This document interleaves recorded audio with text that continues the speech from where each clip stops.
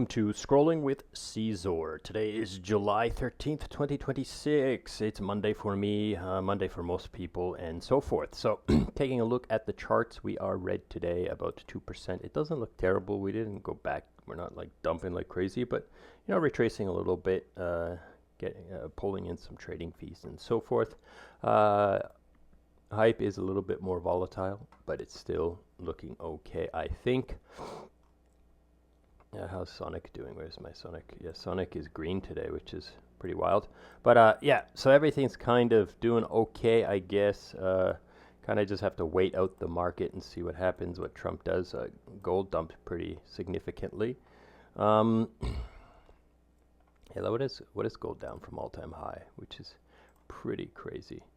Gold is down like 30% from all-time high. I don't usually like to measure from all-time high, but yeah, 30% down from all-time high.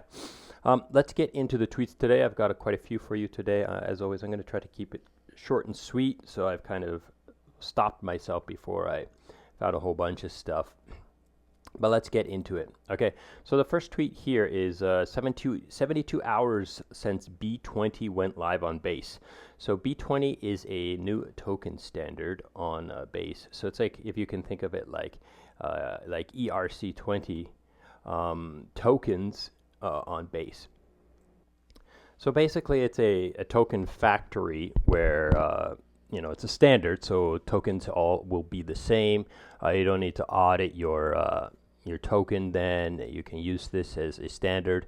However, there are some key factors in here. Like, if the tokens do come out of this factory, then they're pretty there's the possibility of some stuff you need to know. Like, first of all, there's a compliance toolkit inside where, so the person who's launching a coin here has the ability to add freeze and seize. So mint, burn, pause, admin,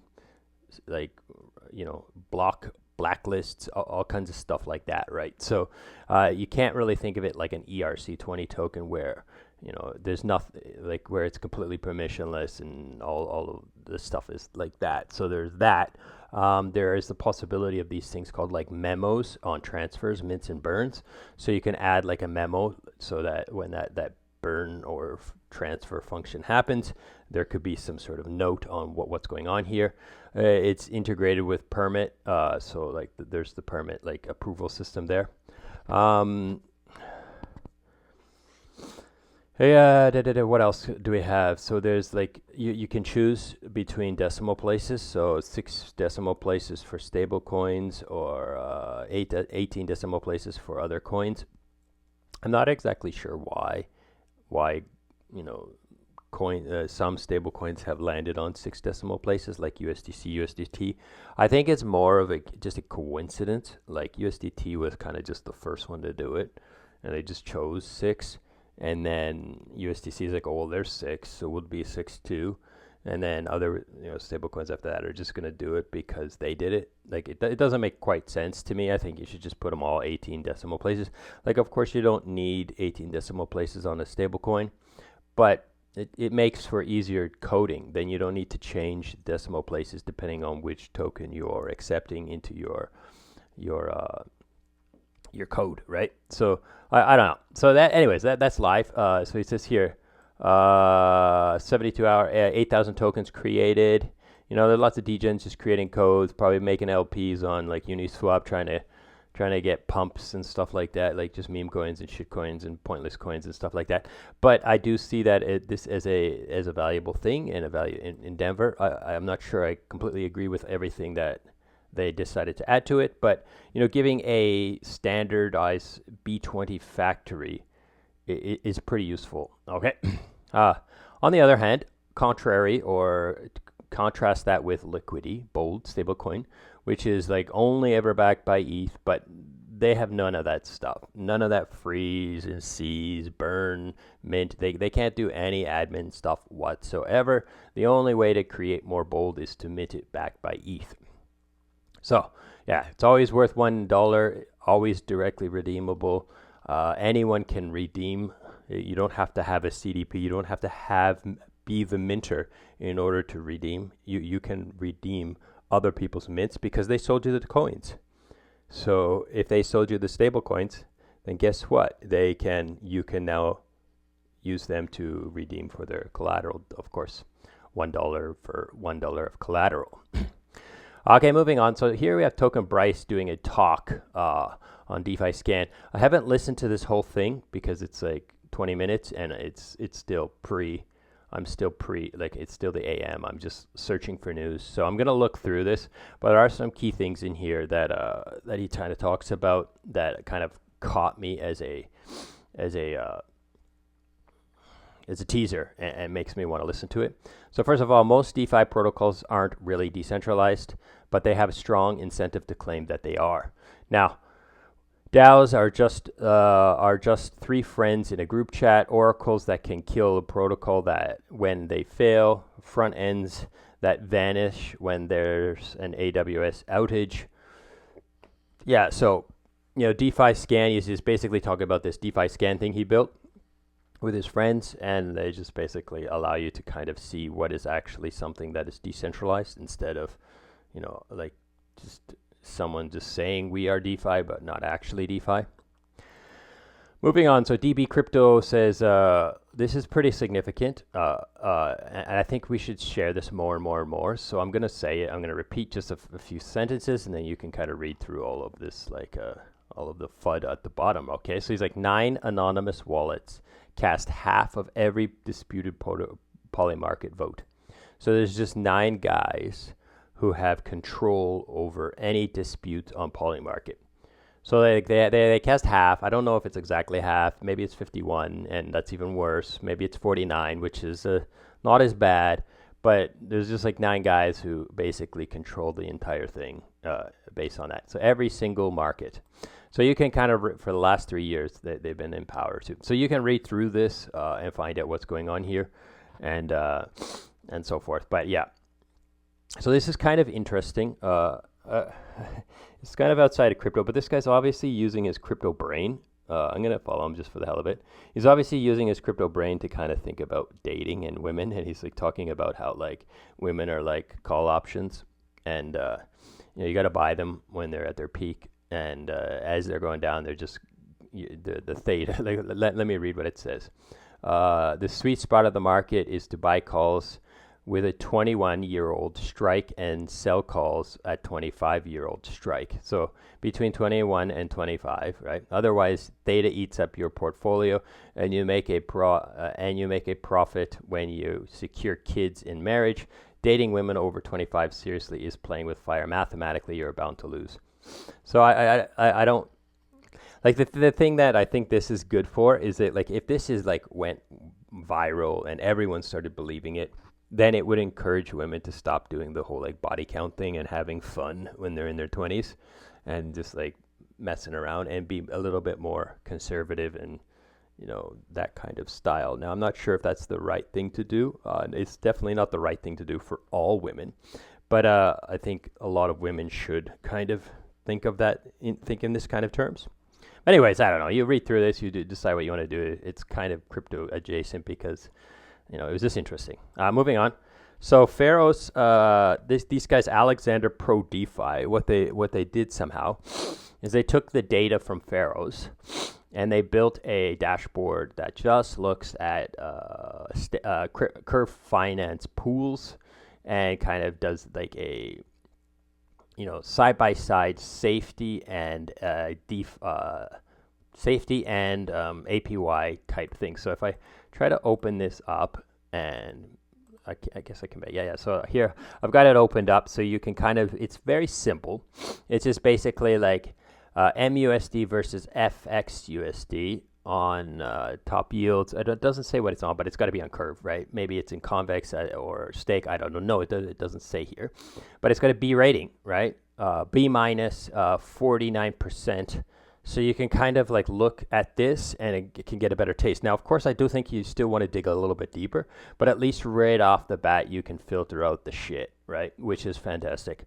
So yeah, you check that out. I'll retweet both of these actually. Well, I'll retweet Alexander. But the main point is that he's using Pharaohs to pull these ratings, which is pretty cool.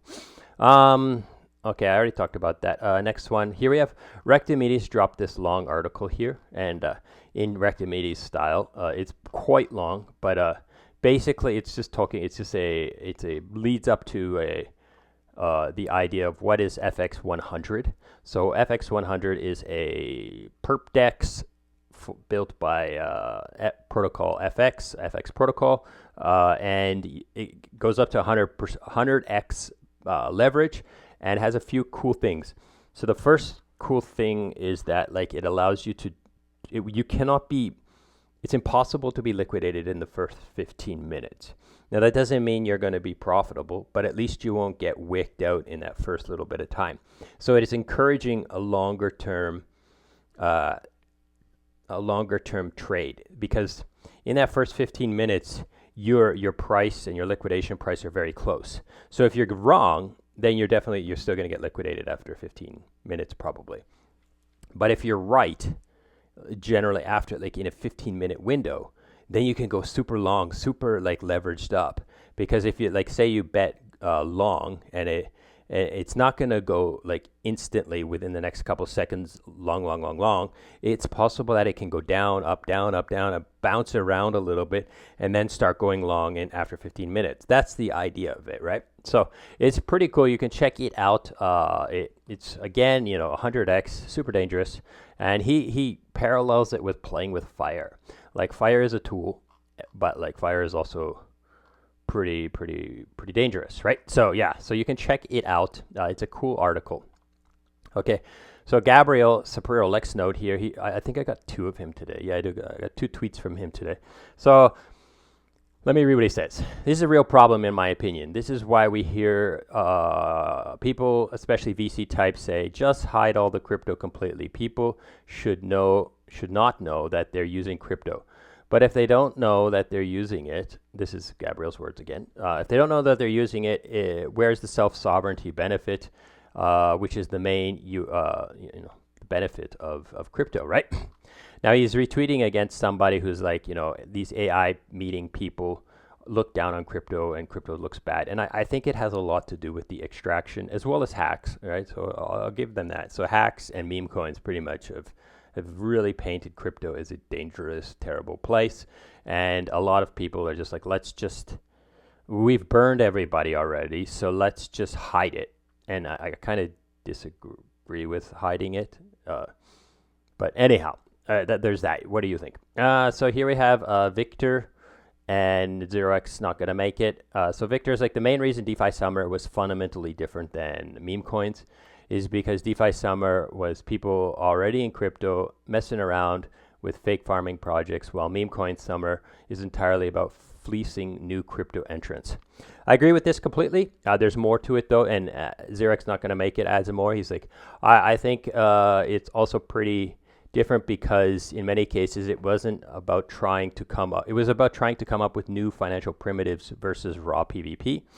And I said Sushi and Uni is a pristine example. Sushi was having fun since the name. However, it did birth the gauge tech, and now gauges are everywhere. So like that's the main idea. So yeah, DeFi Summer was kind of degenerate. There was a lot of weird, thousands of 10,000 APR meme coins, just like food coin, farming food coins and all this kind of crap, right? But at least it was they were building tech, and they were using tech ideas to attract attention. Whereas meme coins is just a funny picture or a stupid name, or this guy bought it so everyone else should buy it. It's ridiculous. But anyhow, moving on. Last one, Gabriel Sapiro, again from him. He's like, so far Robinhood is everything I thought Mega ETH would be. Goes straight after Solana user base that Ethereum previously ignored with memes and degen stuff. ETH maxing, ETH patriotism. I was right about the vision, just not about who would pull it off. So yeah, I think he's probably a seeder or an investor in Mega ETH, and he was hoping that Mega ETH would have done what Robinhood is doing right now. Basically sucking in all those like degenerate trenchers, right, and so forth. But anyhow, moving on. So Sam Rise does this long tweet. You can watch through this. He's talking about milestones of Rise Chain, and you can read through all of them, but I'll just read the headings. Core features live and stable. listing agent, so public XLP Volt and quantity of liquid. So this is kind of the things he wanted to do first, and then he was going to start thinking about incentivizing and creating a incentivization program. I don't know if that means points or tokens or what have you, but he does say here. So he says points are here and we're ready. So on Monday the 20th, so that's like next Monday, you'll be able to get some points. So points are coming. So yeah, so check out RiseX. I've used it a little bit and it is a fantastic user experience. I'm just terrible at perps, so I don't use it much, but maybe I'll stick some stable coins into their Volt and hope that it's profitable. Okay, so that's it for today. I hope. I got one more thing for you. Sorry. So the Temple of the Sandwich God has gone live. Some people have joined it, so the new contest has started. 6 days, 6 days, and you can win your share of 2 million sandwich tokens. It's pretty straightforward. You come inside, you click this banner, you put a tweet in here that you think is funny, and then the god will assess whether or not the AI god thinks it's funny and give you a score rating. It does cost money to submit. It does cost money to join, but it's cheap as cheap. Like submissions, like $1. Joining is a one-time dollar fee, and that money is used to fund the next round of contest. Okay, so join that up, try it out, give it a go, and thanks so much for listening, and goodbye.